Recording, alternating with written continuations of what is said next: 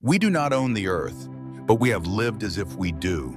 The land, the rivers, the forests, something to control, something to use, something to take from. And for a long time, this felt natural. But what if it was never true? What if the relationship was always meant to be different? In Aotearoa, among the Maori people, there is a concept, Kaitiakitanga, often translated as guardianship. But it is more than protection. It is a way of understanding your place in the world. Because in this way of seeing, the land is not yours. You belong to the land. You are not its owner. You are its guardian. Kaitiakitanga begins with a different assumption, that the earth is alive, not as an idea, but as something deeply understood. Every river, every forest, every mountain carries a life force, Mauri. And this life force is not separate from human life. It is connected to it. If the land is strong, the people are strong. If it weakens, the people feel it. Not eventually, but directly. For generations, this was not explained. It was lived. The land was not something to take from. It was something to care for. Use was balanced with responsibility. Taking was followed by giving. And decisions were not made for convenience. They were made for continuity, because what is done to the land does not end there.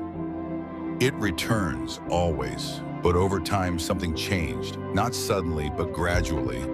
Ownership replaced guardianship. Control replaced care. The land became property, something to divide, to trade, to maximize. And with that shift, responsibility began to fade. Because when something is owned, it can be used. But when something is entrusted, it must be protected. Today, we see the result of that shift. Forests disappear faster than they can recover. Rivers lose their clarity. Soil weakens. And still, extraction continues. Because the system is built on taking, not on maintaining. But the consequences do not stay where they begin. They return in the air, in the water, in the instability of climate, in the unpredictability of seasons, in the quiet sense that something is no longer balanced. Modern science describes this in measurable terms: ecosystem degradation, loss of biodiversity, climate imbalance. But beneath all of this is something simpler, a broken relationship, because the land is no longer treated as something alive, but as something available.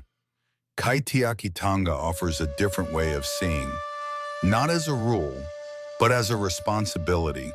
It suggests that humans are not separate from the earth, nor above it, but part of a system they must care for, not because it is useful, but because it is alive.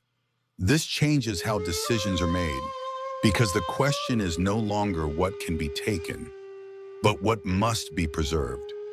Not what benefits us now, but what allows life to continue.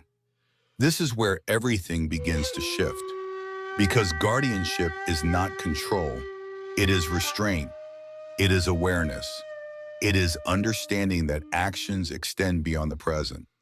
To be a guardian is to understand limits, not as restrictions, but as protection, because limits allow systems to survive, to recover, to continue.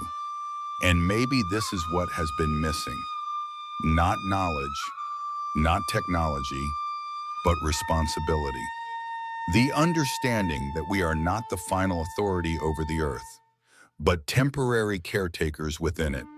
Because when that understanding fades, imbalance grows. And when imbalance grows, consequences follow. Not as punishment, but as response. Kaitiakitanga does not ask us to stop living. It asks us to live with awareness, to see the land not as something beneath us, but something that holds us, to recognize that what we protect protects us. Because when guardianship returns, something changes. Care becomes natural. Decisions slow down, balance begins to restore itself. And perhaps that is the quiet truth. The earth does not need ownership. It needs guardians. This is Kaitiakitanga, to care because you are part of what you care for, and nothing was ever truly yours to begin with. This is land and life. These are the echoes of the earth,